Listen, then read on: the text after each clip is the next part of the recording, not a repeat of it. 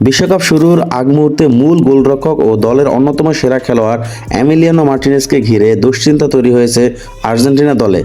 হাতে চোট থাকায় মার্টিনেজের শারীরিক অবস্থা নিবিড়ভাবে পর্যবেক্ষণ করছেন কোচিং স্টাফরা।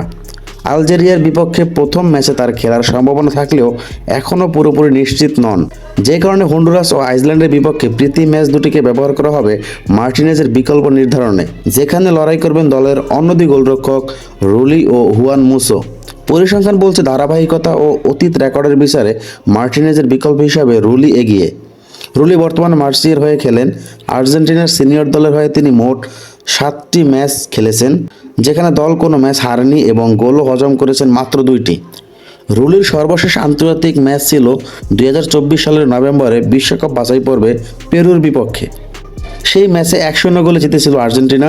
পাশাপাশি রুলি ছিলেন আর্জেন্টিনার সেই দলের সদস্য যারা 2022 ফিফা বিশ্বকাপ, 2022 ফিনালিসিমা ও 2024 সালে কোপা আমেরিকা জিতেছে।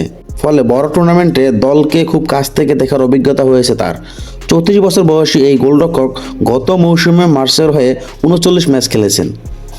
লিগ এতে পঞ্চম হওয়া দলটির হয়ে তিনি 52 গোল হজম করেছেন। অন্যদিকে হুয়ান মুসো রুলির মতোই নিয়মিত খেলার সুযোগ না পেলেও মৌসুমের শেষ দিকে অ্যাথলেটিকো মাদ্রিদের হয়ে দারুণ পারফর্ম করেছেন।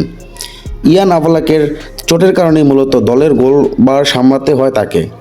সেই সুযোগ কাজে লাগিয়ে মুসো দারুণ নৈপুণ্য দেখান এবং অ্যাথলেটিকোর চ্যাম্পিয়ন্স লিগের সেমিফাইনালে ওঠার পথে গুরুত্বপূর্ণ ভূমিকা রাখে। 2026 সালে তার পারফরমেন্স ছিল বিশেষভাবে উজ্জ্বল। এবছর 12টি ম্যাচ খেলেছেন তিনি, যার অনেকগুলোতেই ছিলেন দলের সেরা খেলোয়াড়। আর্জেন্টিনার জার্সিতে এখন পর্যন্ত মুসো খেলেছেন 3টি অফিসিয়াল ম্যাচ। 2019 সালে মরক্কোর বিপক্ষের প্রীতি ম্যাচে 100 গোলের হয়ে মাঠে ছিলেন 23 মিনিট। এরপর 2021 সালে দক্ষিণ আমেরিকা অঞ্চলের বিশ্বকাপ বাছাই পর্বে বলভিয়ার বিপক্ষে 3-0 গোলের জয়ে একাদশে ছিলেন। আর 2026 সালে জম্বিয়ার বিপক্ষে 5-0 ব্যবধানে জেতা প্রীতি ম্যাচে খেলেছেন 16 মিনিট।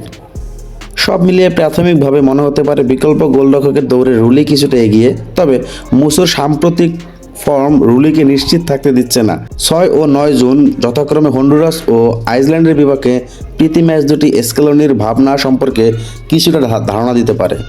তবে একটি বিষয় পরিষ্কার, 1 নম্বর গোলরক্ষক হিসেবে মার্টিনেজের জায়গা অটুট। পাশাপাশি তার বিকল্প হিসেবেও আর্জেন্টিনার হাতে রয়েছে নির্ভরযোগ্য দুটি নাম।